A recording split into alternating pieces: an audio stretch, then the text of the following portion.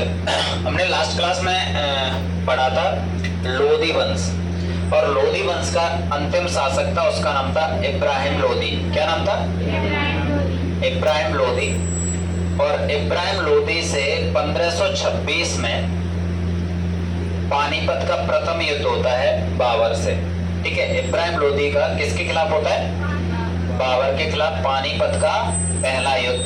तो जो पानीपत का प्रथम युद्ध है ना, पानीपत के प्रथम युद्ध में बाबर ने इब्राहिम लोदी को पराजित कर दिया, और पराजित करने के बाद इसको मार भी दिया, मतलब इसकी हत्या कर दी। तो पानीपत के युद्ध ने डिसाइड कर दिया कि अब यहाँ पे जो सल्तनत काल चल रहा था वो सल्तनत काल की समाप्ति हो गई है, और एक नया वंश उभर के आ जाता है, और इस वंश का नाम क्या है? मुगल वंश। क्या है? मुगल वंश। तो मुगल वंश के बारे में बात करें तो मुगल वंश का संस्थापक कौन हो गया? जहीरुद्दीन मोहम्मद बाबर। अब इसके बारे में थोड़ी सी अब जानकारी ले लेते हैं, इसकी पर्सनल डिटेल। तो जहीरुद्दीन मोहम्मद बाबर पिता की साइड से तुर्क है और माता की साइड से मंगोल है। मतलब इसका जो ब्लड है तुर्क और मंगोल का सम्मिश्रण है, और इसी दोनों में से मिला के एक शब्द निकल जाता है मुगल, और मुगल का मतलब होता है बहादुर। मुगल का मतलब क्या होता है? बहादुर। ठीक है, जो बाबर है, बाबर के जो पिताजी थे वो फरगना एक जगह है अफगानिस्तान में, वहां के क्या हुआ करते थे? एक जमींदार हुआ करते थे, और उनका ये लड़का है बाबर, वो हुआ। मिर्जा उमर शेख की हत्या बाबर के मामा की साइड से, मतलब ननिहाल की साइड से लोगों ने कर दी थी। इस वजह से बाबर मतलब अपने आप को तुर्क कहने में गर्व महसूस करता था और मंगोल कहने में शर्मिंदगी। इस वजह से वो मतलब तुमने सुना होगा कभी कि बाबर अपने आप की जो कड़ी है वो किससे जोड़ता रहता है? तैमूर लंग से जोड़ता रहता है। मुगल अपने आप को मतलब तुर्क वंशज होने में मतलब ज्यादा गौरवान्वित महसूस करते हैं, और मंगोल कहने में शर्मिंदगी होती है। ठीक है, यहाँ पे हम बात करेंगे कि तो जब उमर शेख की मृत्यु हो जाती है उस समय में बाबर की जो उम्र थी महज 11 से 12 साल की उम्र थी, और 11 से 12 साल की उम्र में बाबर राजा बन जाता है, फरगना का राजा बनता है। यहाँ पे आपको मैं मतलब बता दूं कि ये अफगानिस्तान रहा। क्या रहा? अफगानिस्तान। और अफगानिस्तान के अगर इधर जाओगे तो इधर तुम्हें मतलब इंडिया वाला एरिया पाकिस्तान, मतलब जो वर्तमान पाकिस्तान है उस समय तो कोई मामला नहीं था, ये वाला एरिया। और इधर जाओगे तो ये मध्य एशिया वाला मतलब क्षेत्र है, ये मध्य एशिया। यहाँ पे एक साम्राज्य है, इसका नाम है समरकंद। कौन सा? समरकंद। और यहाँ पे विभिन्न मतलब एरिया हैं, जैसे आपने मतलब नाम सुना होगा, लाहौर का नाम सुना होगा, मुल्तान का नाम सुना होगा, सिंध का नाम सुना होगा। सुना या नहीं सुना? तो ये वाले एरिया है। यहाँ पे बाबर खड़ा हुआ है, तो बाबर की जो नजर थी, बाबर की नजर थी मध्य एशिया की साइड। बाबर की नजर किधर थी? मध्य एशिया की साइड। बाबर मतलब इतना ध्यान मतलब भारत की साइड नहीं देता था। बाबर का मतलब पूरा का पूरा फोकस था कि मध्य एशिया पे वो शासन करे, और मध्य एशिया पे शासन के करने के उद्देश्य से बाबर ने पहला एक आक्रमण किया। इस आक्रमण जो हुआ, ये आक्रमण तुम्हारा 1494 में हुआ। समरकंद पे आक्रमण किया बाबर ने। ये आक्रमण किया तो समरकंद में जब आक्रमण किया तो बाबर हार गया वहां। लेकिन अब कंडीशन ऐसी है कि अगर आप एग्जाम में मतलब फेल हो जाते हो तो दोबारा पेपर देने नहीं जाते, या फिर ऐसी कंडीशन, अरे भैया मेरे तो मतलब मेरी जिंदगी खराब हो गई, मेरा तो कुछ बचा ही नहीं, मेरा तो मतलब पढ़ाई खराब हो गई, ऐसा कुछ नहीं। लेकिन बाबर ने फिर से आक्रमण किया समरकंद पे, और आक्रमण करने के बाद जीत गया, और जीतने के बाद 30 दिन के लिए शासक रहता है वहां पे। फिर से भी मतलब उसको ऐसा लगता है 30 दिन के बाद फिर वहां से निष्कासित हो जाता है, क्योंकि मध्य एशिया में शक्तिशाली साम्राज्य या मतलब शक्तिशाली शासक हुआ करते थे। तो यहाँ पे मतलब बाबर को ऐसा लगता है, तो 30 दिन फिर मतलब 30 दिन शासन करने के बाद बैकअप, उसके बाद फिर से आक्रमण करता है, फिर 6 महीने के लिए, मतलब हाँ पहले 100 दिन के लिए, और उसके बाद फिर 100 दिन शासन करने के बाद फिर वापस आ जाता है, फिर उसके बाद 6 महीने के लिए फिर मतलब वहां का शासक बनता है। और उसके बाद बाबर को समझ में आ जाता है कि यार इधर मतलब थोड़ी सी कंडीशन गड़बड़ है, चलो इधर का रुख करते हैं। और इधर का रुख करते हैं तो बाबर ने इधर मतलब आक्रमण करना शुरू किया। तो बाबर ने ये आक्रमण किया, पहला वाला आक्रमण था बाबर का 1519 में, और 1519 में अपने बहरा के किले का नाम सुना होगा, बाबर ने आसानी से उसको जीत लिया। उससे पहले मतलब उसने लाहौर और पेशावर वाले एरिया को अपने कब्जे में कर लिया था। और बाबर की एक अच्छी आदत थी, बाबर क्या करता था, बाबर देखता था कि मतलब पहले थप्पड़ मार के देखता था कि थप्पड़ अगर सहन हो रहा है तो फिर मुक्का मारता था। मतलब पहले अगर यहाँ पे आके तो पेशावर वाले एरिया तक आया, फिर वापस चला गया, बोला ठीक है ये चला रहने तो देख लो कोई आएगा या नहीं आएगा, कोई अगर नहीं आएगा तो मेरा है, और अगर कोई आता है तो उससे देखते हैं लड़के। तो यहाँ पे मतलब फिर यहाँ पे आक्रमण किया तो बाबर यहाँ पे ठहर गया और उसके बाद धीरे धीरे मतलब वो देखता रहा कि हिंदुस्तान में मतलब कौन राजा है, कौन शक्तिशाली है, कौन सा कमजोर शासक है जिस पे आक्रमण करना आसान होगा।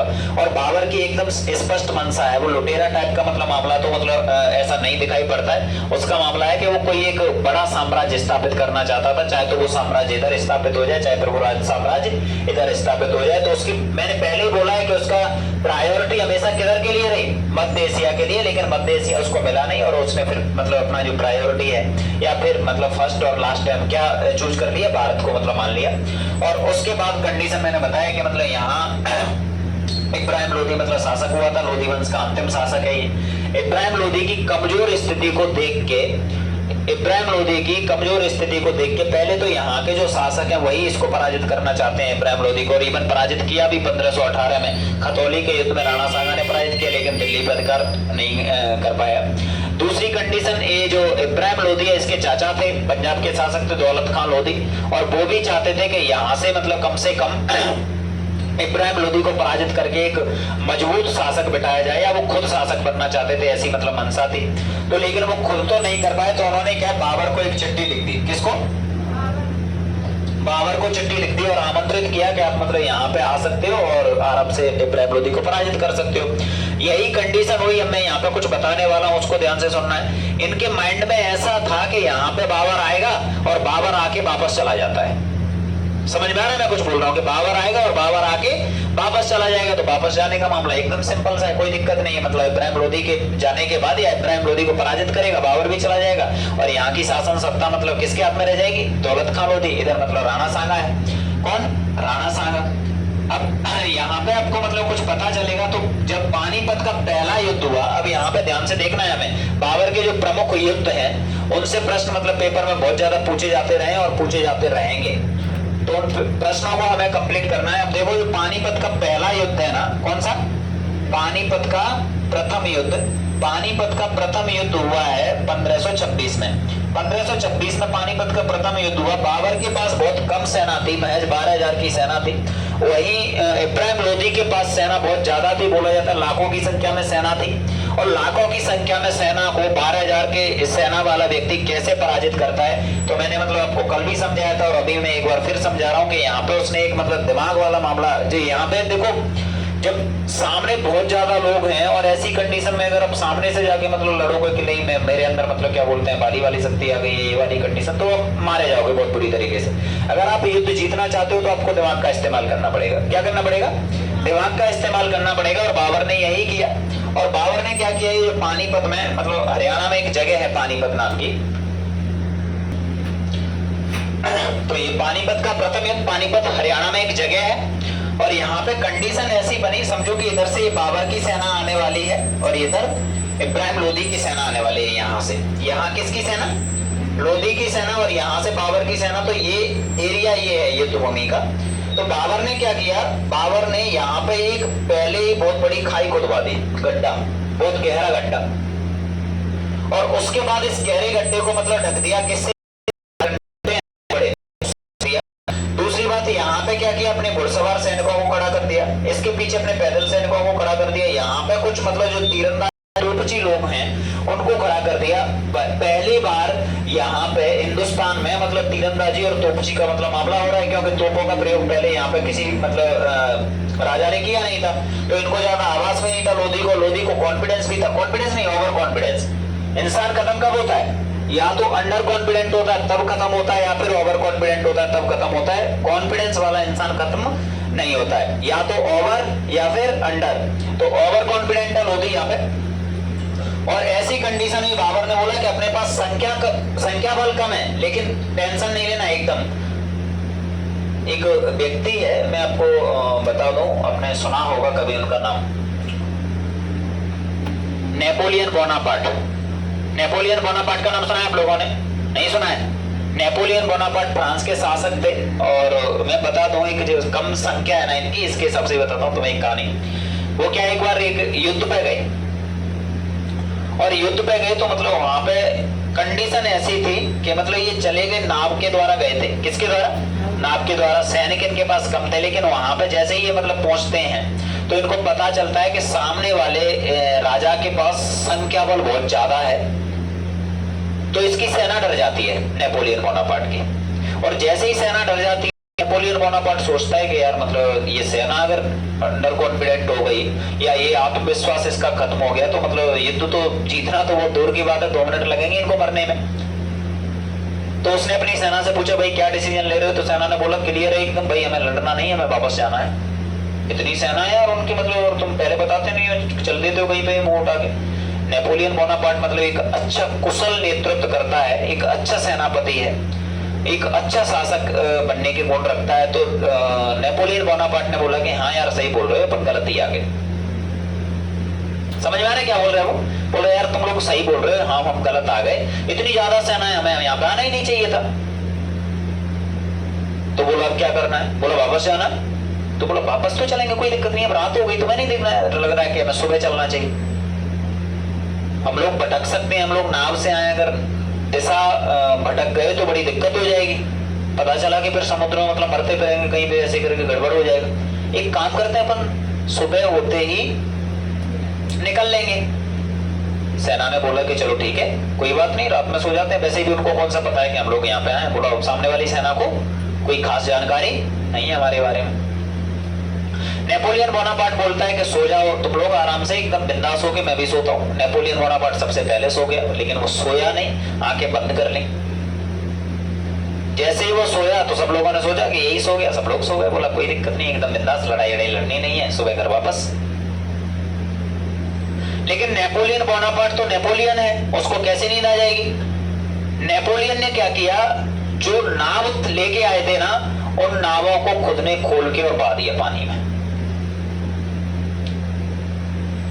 जैसे ही पानी में बहाया, नाव चली गई। सुबह तड़के मतलब उठ के बोलता है कि पता नहीं यार कोई हमारी नाव को मतलब बहा के गया, हमारी नाव चली गई। बोलो शायद हमारे बारे में दुश्मनों को पता चल गया है और उन लोगों ने हमारी नाव बहा दी।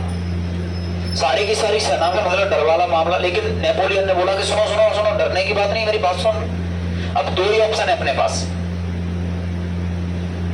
उन्होंने बोला बताओ क्या ऑप्शन है? ऑप्शन ठीक नहीं रहेंगे, और क्या ऑप्शन? हाँ यही तो बोल रहा हूं मैं, अपने पास 2 है। एक ऑप्शन तो ये है कि अपन इसमें समुद्र में कूद के मरेंगे। सब लोग कूद लेते हैं, चलो चलो कूद रहे। लोगों ने बोला बात तो दूसरी बात क्या है? बोला दूसरी बात ये है कि अपन लड़के मर लें तो कैसा रहेगा? सेना ने बोला कि मरना तो दोनों में ही फाइनल है, तो क्यों ना मतलब लड़के मारा जाए। नेपोलियन ने बोला कि देखो अगर अपन समुद्र में कूद के जान देते हैं तो इतिहास हमें कायर बोलेगा, अगर हम समुद्र में कूद के मरे तो इतिहास हमें क्या बोलेगा? कायर।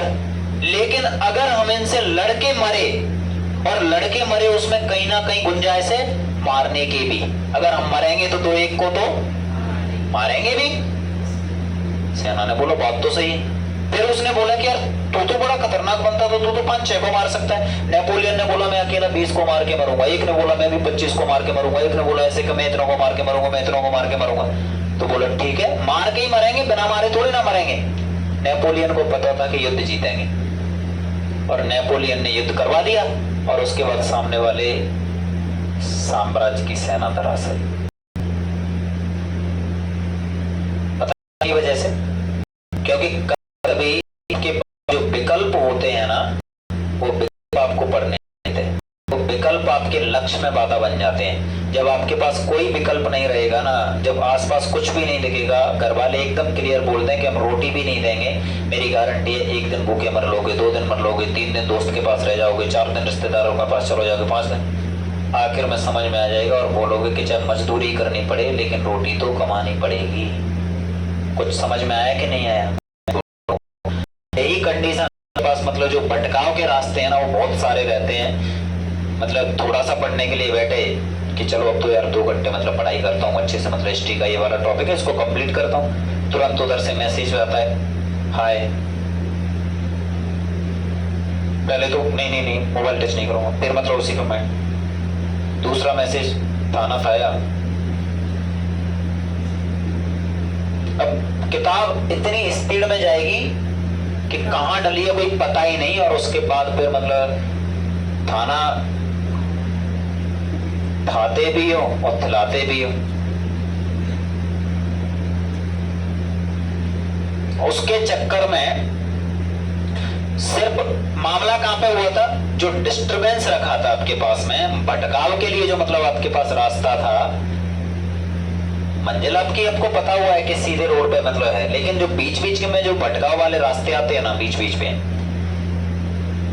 आप वहां मुड़ जाते हो, और जब आप मुड़ जाते हो उसी समय पे आपकी मंजिल आपसे बहुत दूर हो जाती है। समझ में आया कुछ? तो जब आपके पास ऑप्शन ही नहीं रहेंगे तो एकदम सिंपल सा मामला है, करो या मत। समझ नहीं है? यही कंडीशन मतलब यहाँ पे बाबर ने मतलब एकदम सीधा बोला, अपनी रणनीति एकदम सटीक है। और नेपोलियन बोनापार्ट का ही जो मैं मतलब आपको बताने वाला था, जो स्टेटमेंट था, नेपोलियन बोनापार्ट ने बोला था कि युद्ध भूमि में सिर्फ युद्ध लड़े जाते हैं, जीते तो टेबल पे जाते हैं।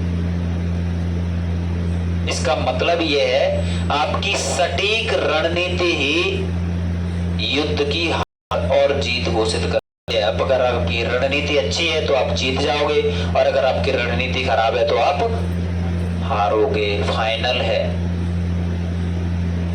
समझ में आ रहा है? तो आपने जो स्ट्रेटजी बना रखी है वो स्ट्रेटजी आपके लक्ष्य को पाने में मददगार सिद्ध होती है। अगर स्ट्रेटजी सही है तो पालोगे, और स्ट्रेटजी गलत हो गई तो सब गड़बड़ है। ठीक है? बहुत सारे लोग तो ऐसी कंडीशन में है, अधिकतर युवा इस कंडीशन में चल रहे हैं, उस बस की तरह जिसका कोई डेस्टिनेशन है ही नहीं, उसका गंतव्य स्थान है ही नहीं, डीजल भर रखा है, जहां जाएगी चलती रहेगी, डीजल खत्म, बस बंद। आ गया समझ में? ये है डेस्टिनेशन उनका। तो बाबर की सेना है, और बाबर की सेना ने मतलब इस पर आक्रमण करने के लिए मतलब बोला, और यहाँ से यहाँ तक सेना आई, यहाँ से यहाँ तक सेना आई, और इधर वाली सेना है पूरी की पूरी खाई में। समझ में आ रहा है? क्योंकि इनको तो पता ही नहीं है। और उसके बाद मतलब बाबर है, बाबर यहाँ से मतलब किसकी हत्या कर देता है? इब्राहिम लोदी की हत्या कर देता है, और उसका सिर काट के मतलब ऊपर रख देता है, मुंडियों के एक पहाड़ी टाइप की बना। और बाबर यहाँ का क्या बन जाता है? राजा बन जाता है। बाबर ने कौन से वंश की स्थापना कर दी? मुगल वंश की स्थापना कर दी। अब यहाँ पे कंडीशन ये होती है, 1526 में तो पानीपत का पहला युद्ध होता है, लेकिन 1527 में बाबर दूसरा युद्ध लड़ने के लिए तैयार हो जाता है, और वो युद्ध होता है खानवा का युद्ध। खानवा का युद्ध किसके खिलाफ? राणा सांगा। अब बात यह है कि खानवा का युद्ध राणा सांगा के साथ क्यों लड़ा? राणा सांगा से तो कोई दुश्मनी भी नहीं है। तो राणा सांगा से मतलब युद्ध लड़ने के पीछे का बाबर ने कारण बताया कि राणा सांगा ने पानीपत के पहले युद्ध में हमारी सहायता नहीं की थी, या हमारे पक्ष में लड़ाई नहीं लड़ी। और उसने बोला कि हमें यहाँ पर लड़ने के लिए बुलाया किसने था? राणा सांगा ने, और हमारे साथ लड़ा भी नहीं। और इस युद्ध में, खानवा के युद्ध में, इस खानवा के युद्ध में राणा सांगा के विरुद्ध जब युद्ध हुआ तो बाबर ने एक जिहाद का नारा दिया। और जिहाद के नारे का मतलब होता है कि हम धर्म युद्ध लड़ रहे हैं, इस्लाम को बचाने के लिए युद्ध लड़ रहे हैं, इस्लाम के लिए युद्ध लड़ रहे हैं, तो सारे के सारे मुसलमान एक हो जाओ। और सारे के सारे मुसलमानों को एक करके मतलब यहाँ पे बाबर ने किसके खिलाफ युद्ध छेड़ दिया? राणा सांगा के खिलाफ। और राणा सांगा इस युद्ध में घायल हो जाता है, और घायल करके तो वहां की सेना उसको मतलब राणा सांगा को जिंदा बचा के वहां से भाग जाती है, और सेना हार जाती है। तो खानवा का युद्ध जीत लिया। खानवा के युद्ध में राणा सांगा का भी साथ देने राजपूत ज्यादा नहीं आए थे। एक राजपूत शासक था, उसका नाम था मेदिनी राय। कौन सा? मेदिनी राय। तो मतलब वही वाला मामला, तेरा क्या होगा कार्य?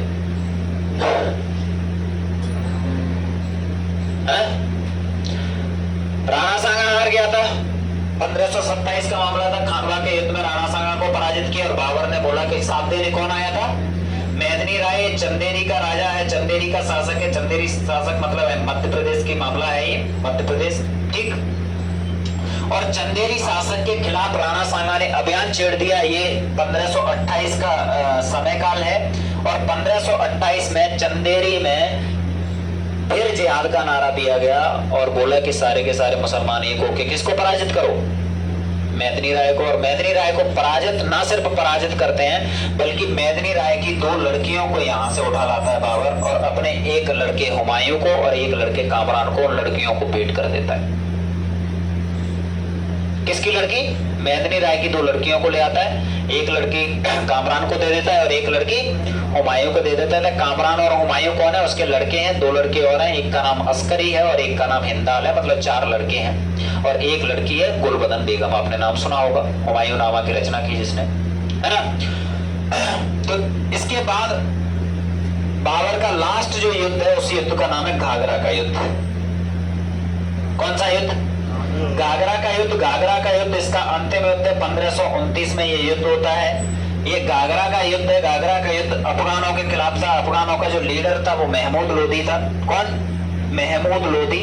और महमूद लोदी के खिलाफ ये युद्ध होता है और इस युद्ध को भी महमूद लोदी हार जाता है। लेकिन चंदेरी के युद्ध में मतलब एक घटना हुई और वो ये मतलब एक इंसिडेंट है, वो आप लोगों को मतलब क्योंकि इसके बाद समझ में आएगा कि एक व्यक्ति निकल के आएगा शेरशाह सूरी, इस वजह से मैं यहीं पे एक इंसिडेंट बता देता हूँ। चंदेरी के युद्ध में जिहाद का नारा दिया था बाबर ने, इस वजह से सारे के सारे मुसलमान एक होकर तो लड़ रहे थे। लेकिन उसी युद्ध में शेरशाह सूरी ने बोला था कि अगर वक्त मेरा मित्र रहा और सौभाग्य, अच्छा वक्त ने मेरा साथ दिया और सौभाग्य मेरा मित्र रहा तो मैं एक दिन मुगलों को भारत से जरूर खदेड़ दूंगा। ये चंदेरी के युद्ध में मतलब बोला गया स्टेटमेंट था और बाद में मतलब वो उसने सिद्ध भी करके बता दिया था। तो हुमायूं को पराजित कर देता है बाद में जाके। अब मैं मतलब चलो बात में बता रहा हूँ। तो 1530 में, कब?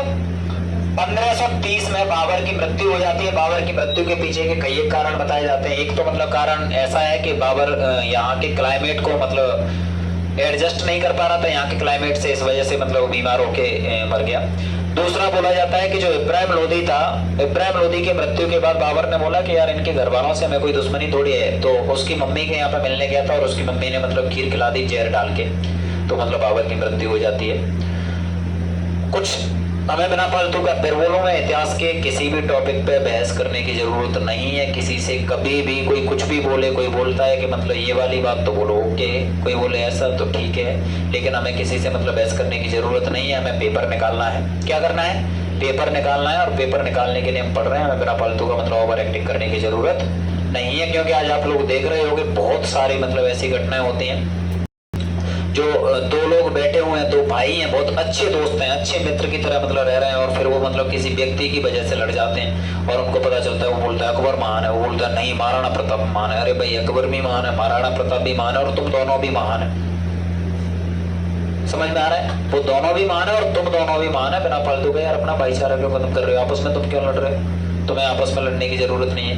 वो बोल रहा है गुर्जर ज्यादा शक्तिशाली होते हैं, बोला नहीं ठाकुर ज्यादा शक्तिशाली होते हैं। भाई दोनों ही ज्यादा शक्तिशाली हैं। जो खाएगा पिएगा, जो एक अच्छे से रहेगा वो मतलब व्यक्ति शक्तिशाली रहेगा, उसमें कौन सी मतलब बड़ी बात है?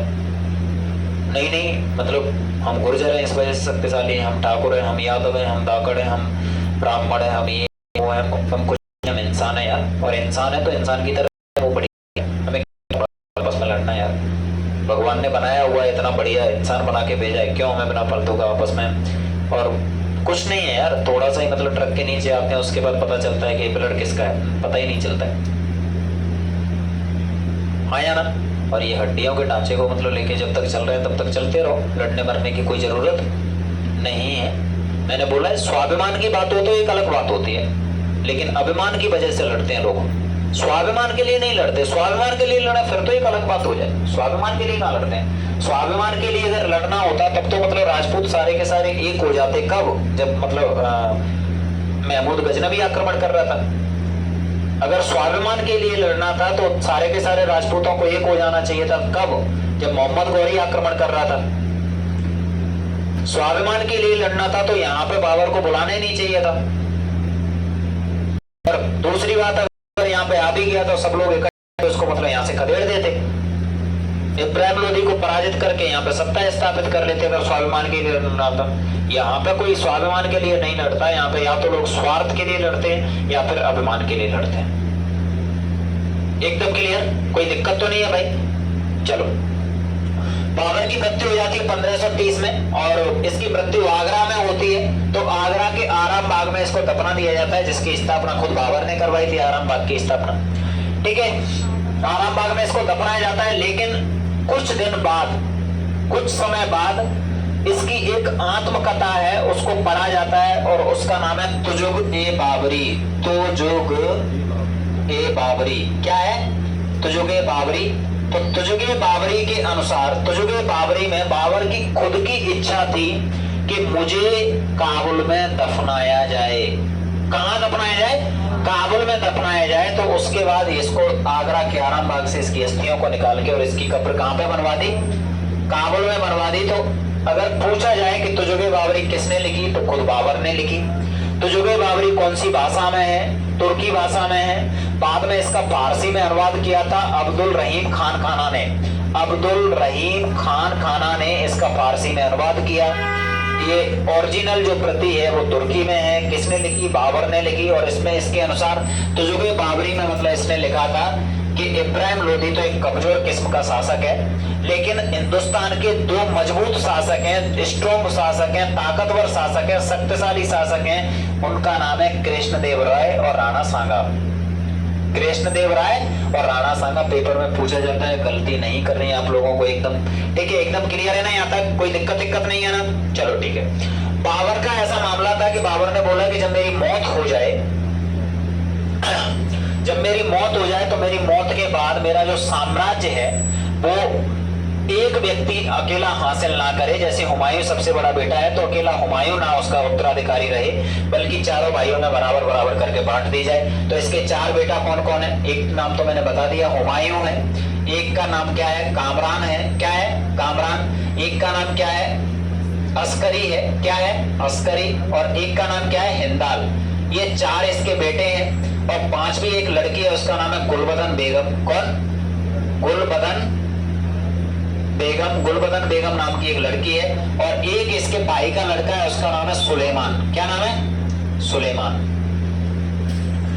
सबसे बड़ा लड़का कौन है? हुमायूं। हुमायूं ने अपने पिता के वचनों के अनुसार साम्राज्य को बांट दिया और सबसे बड़ी बात अपने साम्राज्य को कमजोर कर लिया। ये बोला जाता है कि मुगल वंश में जो मतलब एक उतार आया था, चढ़ाव नहीं, जो बाबर ने चढ़ाव लेके आया था उसका उतार लेके आ गया कौन? हुमायूं। क्योंकि जो मतलब बंटवारा हुआ वो बंटवारा कुछ ऐसे हुआ कि फिर जो एक दूसरे का मामला था वो एक दूसरे के लिए मतलब ना तो कोई हेल्प वाला मामला, इवन ऐसी कंडीशन ऐसी हुई कि मतलब कंडीशन ऐसी कि हिंदाल मतलब बोलना चाह रहा है कि मैं पूरे साम्राज्य का शासक बन जाऊं, दूसरा शासक बनना चाह रहा है, तीसरा शासक बनना चाह रहा है, ऐसी कंडीशन में। और हुमायूं है ना, हुमायूं एक ऐसी प्रकृति का व्यक्ति, जैसे मैं अगर मतलब हुमायूं के लिए कुछ बोलना चाहूँ तो जैसे सज्जन टाइप के लोग नहीं होते हैं, ऐसा आदमी है। धार्मिक प्रवृत्ति का आदमी है, ज्योतिष पे बिलीव करता है लेवल से ज्यादा। किसी ने बोल दिया कि मतलब देखो मेरे भाई, अगर तुम इस बार को ये वाला कपड़ा पहनोगे तो तुम्हारी उल्टी गिनती शुरू हो जाएगी। तो ये 7 दिन 7 टाइप के कपड़े पहनता है, अलग अलग मतलब कलर के हिसाब से कपड़े पहनने वाला मामला। दूसरी बात, कोई भी काम करना है तो मतलब पहले ज्योतिष वाला मामला है, फिर उसके बाद तीसरी बात, अगर मान के चलो इसने कोई युद्ध लड़ा और वहां पे युद्ध लड़ते लड़ते मान के चलो कि मतलब वहां सामने वाला व्यक्ति उसने सरेंडर किया तो उससे हाथ मिला लिया, मतलब दोस्ती कर ली। ये सोचना ही नहीं है 1% भी कि दिक्कत कर सकता है। बाबर की जो देखो, युद्ध राजा होना एक अलग मामला होता है। तुम अच्छे आम आदमी हो, इंसानियत दिखाओ, सब कुछ बढ़िया है, राजा बन के भी मतलब इंसानियत दिखाओ, लेकिन आपको पहचानना होगा कि कौन इंसान सही है और कौन इंसान गलत है। अगर आपका दुश्मन है और आपका दुश्मन मतलब ऐसी वाली कंडीशन में उसको पता चलता है कि वो यहाँ पे मारा जाएगा तो वो तो सरेंडर करेगा ही करेगा। यस और नो? वो तो सरेंडर करेगा, तुम्हारे पैर भी छुएगा, तुम्हारे मतलब तुमसे ये भी बोलेगा कि हाँ भाई छोड़ दो। ये वाला मामला तुमने देखा नहीं उसमें? तराइन के पहले युद्ध में पृथ्वीराज चौहान के सामने मोहम्मद गौरी कैसे मतलब हाथ फैलाता है, बोलता है छोड़ दो यार मुझे, और वही मोहम्मद गौरी सांप बन के दूसरे युद्ध में उसको डस लेता है। यस और नो? हाँ, तो मैं यही तो बोलना चाह रहा हूं कि मतलब देखो यहाँ पे क्या है, हमें जब तुम राजा हो तो तुम्हें ये चीजें समझनी पड़ेंगी कि तुम्हें अपनी कूटनीति दिखानी पड़ेगी। ये दिखाना पड़ेगा कि यहाँ पे हमें ज्यादा दानी प्रवृत्ति का या फिर बहुत ज्यादा मतलब इंसानियत ये दिखाने गाने वाले मामले ना, इनको साइड करना पड़ेगा। इसने अपने चाचा के लड़के को भी मतलब बराबर भाग में हिस्सा दे दिया, मतलब बोला यार तू भी। समझ में आ रहा है? ये एक अच्छा भाई तो है, मैं फिर बोल रहा हूं, एक अच्छा भाई तो है, लेकिन एक अच्छा शासक नहीं हो सकता है, क्योंकि इसको उल्लू बनाना बहुत आसान है। मैंने बोला एक अच्छा भाई है, बिल्कुल यार, कितना अच्छा लगेगा आज के टाइम पे भी अगर लगे देखो यार बहुत बड़ा भाई है, मतलब अपने सबको मतलब कैसे रखता है, बिल्कुल भाई के तौर पे होना चाहिए, बहुत अच्छा। लेकिन इसकी कंडीशन मतलब भाई नहीं, यहाँ पे मतलब मामला सत्ता का है। तुम देख रहे हो सत्ता में तो कंडीशन ऐसी चलती रही है, अजातशत्रु अपने पिता को मार रहा है, अजातशत्रु का बेटा अजातशत्रु को मार रहा है, अशोक अपने 99 भाइयों को मार रहा है, औरंगजेब अपने पिता को जेल में डाल रहा है। हाँ या ना? मतलब सेनापति अपने शासक को खत्म कर रहा है, उधर दूसरा सेनापति फिर मतलब उसको खत्म कर रहा है, कोई जमींदार है उसको मार रहा है, कोई मतलब। तो कंडीशन ऐसी है कि सत्ता के लिए एकदम सीधा सीधा सा मामला चल रहा है कि सत्ता चाहिए, चाहे अपना बाप मारना पड़े, भाई मारना पड़े, माता त्यागनी पड़े, वाइफ किसी को भेंट करनी पड़े। एक राजा ने तो अपनी वाइफ ही मतलब, याद है क्या? कुछ याद आ जाए तो बता देना मुझे, नाम बता सकते हो क्या? कौन से वंश का था ये बता दो चलो।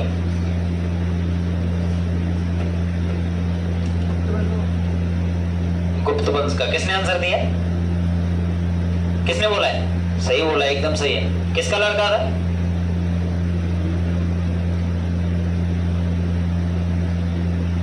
समुद्रगुप्त का।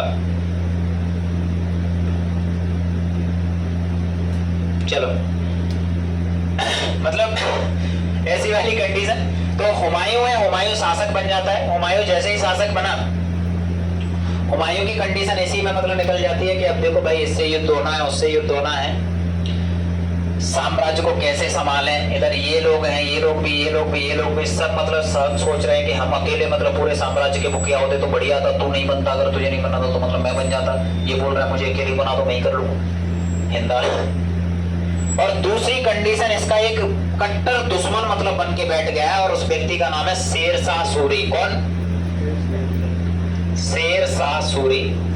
अभी हम ज्यादा मतलब डिटेल में नहीं जाना चाहते, तो एकदम शॉर्ट मतलब बातें कर लेते हैं, एकदम शॉर्ट उससे समझ में आ जाएगा। शेरशाह सूरी वर्सेस हुमायूं। ऐसा नहीं था कि शेरशाह सूरी को हुमायूं ने पराजित नहीं किया था, शेरशाह सूरी को पराजित किया था हुमायूं ने, लेकिन कंडीशन ऐसी थी कि शेरशाह सूरी ने जैसे ही आत्मसमर्पण किया तो हुमायूं ने उसको छोड़ दिया। लेकिन 1539 में एक युद्ध होता है, उस युद्ध का नाम है चौसा का युद्ध। कौन सा युद्ध? चौसा का युद्ध। और चौसा का युद्ध, चौसा बिहार में एक जगह है, और वहां पे जब ये युद्ध होता है तो 1539 में शेरशाह सूरी ने हुमायूं को पराजित किया, और हुमायूं अपने घोड़े के साथ गंगा नदी में कूद गया। वहां पे घोड़ा तो इसका डूब डाब गया, लेकिन मतलब इसकी जान बचा ली थी एक नाविक ने, एक नाव चलाने वाला व्यक्ति था, उसने मतलब इसको बचा के निकाला और बोला कि भाई चला जा तू। हुमायूं मतलब बच गया था ऐसे तैसे करके। 1540 में फिर युद्ध होता है, उस युद्ध का नाम है कन्नौज या बिलग्राम का युद्ध। कौन सा? कन्नौज या बिलग्राम का युद्ध। कन्नौज या बिलग्राम के युद्ध में हुमायूं फिर से पराजित हो जाता है, और पराजित होने के बाद इस बार हुमायूं यहाँ से भाग जाता है, और भागने के बाद वो चला जाता है कामरान के पास।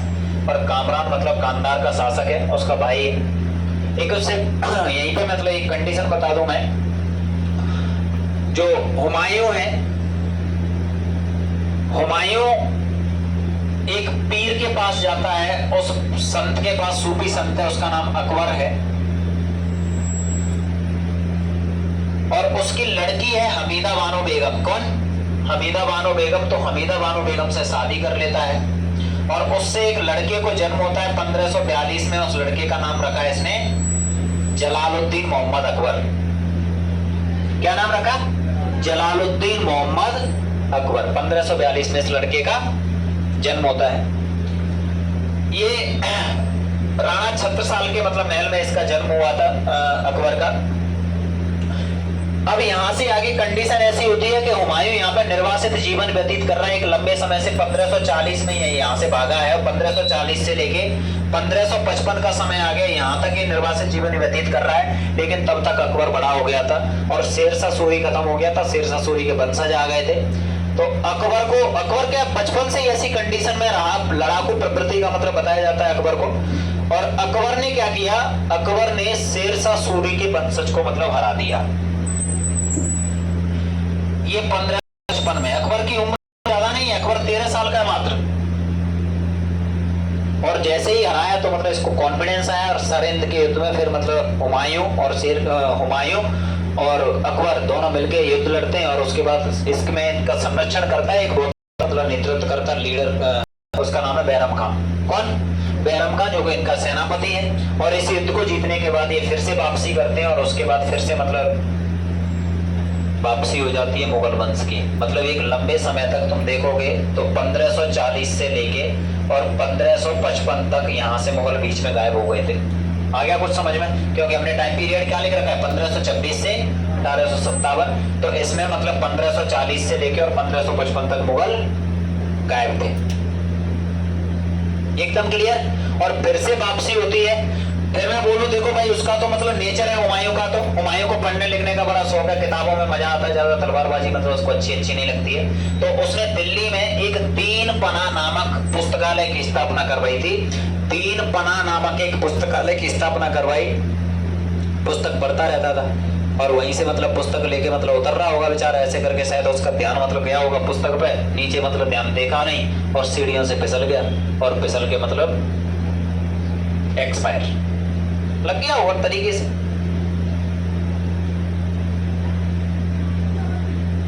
जैसे ही इसकी मृत्यु हुई तो इसके बारे में लोगों ने कहा, या एक इतिहासकार है लैनपुल, और उन्होंने मतलब बोला कि हुमायूं अपने जीवन में लड़खड़ाता रहा, या फिर हुमायूं अपनी पूरी जिंदगी भर लड़खड़ाता रहा और लड़खड़ाते लड़खड़ाते जान दे दी। आगे समझ में? लड़खड़ाने का मतलब समझ में है? इसका स्थिर शासन हो ही नहीं पाया कभी, मतलब यहाँ ये गड़बड़ कर रहा है, कभी शेरशाह हो रही, कभी कुछ, मतलब इस तरह विचार रह ही नहीं पाया। ऐसी कंडीशन ही नहीं वैसी हुई उसकी कि चलो भाई अब तो मैं राजा हूँ, अच्छे से मतलब शासन चला पाऊं, शासन चला ही नहीं पाए। तो लड़खड़ाते लड़खड़ाते उसकी मृत्यु हो गई। और उस समय पे भी जब मतलब इसकी मृत्यु होती है, उस समय पे भी अकबर और बैरम खां, ध्यान से सुनो, अकबर और बैरम खां उस समय पे भी लोधी वंश के कुछ लोगों से युद्ध ही कर रहे थे, दिल्ली से बाहर थे वो। समझ में आया मैं कुछ बोल रहा हूँ? दिल्ली से बाहर ही थे वे, और इसका फायदा उठा के इधर मतलब हुमायूं की मृत्यु हो गई, यहाँ पे ना अकबर है ना बैरम खां है, इसका फायदा उठा के यहाँ पे एक शासक है, उस शासक का नाम है हेमू, और हेमू ने विक्रमादित्य की उपाधि धारण करके, ये हिंदू है, और इसने मतलब स्वयं को दिल्ली का शासक घोषित कर दिया, बोला कि मैं हूँ यहाँ का शासक। और उसके बाद अकबर को गुस्सा आती है और अकबर और बैरम खां उधर से आते हैं, और फिर यहाँ पानीपत का दूसरा युद्ध होता है, और पानीपत के दूसरे युद्ध में हेमू को पराजित करता है। तो आपको पेपर में प्रश्न आएगा कि पानीपत का दूसरा युद्ध किस किस के बीच में हुआ? हेमू और अकबर के बीच में। 13 साल का लड़का है कौन? अकबर। और उसके बाद 1556 से, कब से? 1556 से लेके 1605 तक अकबर का शासन रहा। 1556 से 1605 तक किसका शासन रहा? अकबर का शासन रहा। अकबर के शासनकाल को मतलब हम लोग पढ़ेंगे अच्छे से, भाई क्या है अकबर का शासनकाल, क्यों अकबर को मतलब एक तरीके से बहुत सारे लोग गाली दे रहे होते हैं, अकबर को बहुत सारे लोग बहुत अच्छा बोल रहे होते हैं। जब हम उसको पढ़ेंगे समझेंगे तब जानेंगे, क्योंकि अकबर को ना तो ज्यादा मुसलमान पसंद करते हैं, ना ज्यादा हिंदू भी पसंद करते हैं, और जो पसंद करते हैं वो हिंदू मतलब इतना अच्छे से उसको पसंद करते हैं, जो पसंद करने वाले मुसलमान है वो भी इतने पसंद करते हैं। कुछ लोग अकबर को महान बोलते हैं, कुछ लोग बोलते हैं अकबर मतलब बहुत गंदा व्यक्ति है। तो इसको जब तक हम पढ़ेंगे नहीं समझेंगे नहीं तब तक हमें कुछ भी इस पर बोलने की जरूरत नहीं है। और मतलब वही वाला मामला है, दुनिया में ऐसा कोई व्यक्ति हुआ नहीं जिसके 100% सपोर्टर हो, और दुनिया में ऐसा कोई भी व्यक्ति नहीं हुआ कि जिसके 100% विरोधी हो, क्योंकि ऐसी भी कंडीशन है कि बहुत सारी दुनिया में तो ऐसे भी लोग हैं जो रेपिस्ट का भी मतलब क्या पक्ष ले रहे होते हैं। आया समझ में कि नहीं आया समझ में? रेपिस्ट लोगों का भी पक्ष लेने वाले लोग मतलब मिल जाते हैं। तो फिर छोड़ ही दो। लड़कियों पे मतलब कमेंट कर रहे हैं रास्ते में मतलब, और उनके साथ वाले बहुत सारे लोगों को देख लो, गुरगांव को हंसते हैं बढ़िया आराम से, तो मतलब क्या है बोलो। तो मैंने बोला गलत का भी 100% विरोध नहीं होता और सही का भी 100% सपोर्ट नहीं होता है। तो दुनिया में ना तो कोई ऐसा पैदा हुआ जिसके 100% सपोर्टर, ना दुनिया में ऐसा कोई व्यक्ति हुआ जिसके 100% विरोधी, चाहे तो कोई आम इंसान हो या फिर कोई भगवान हो। जय हिंद, हर हर महादेव।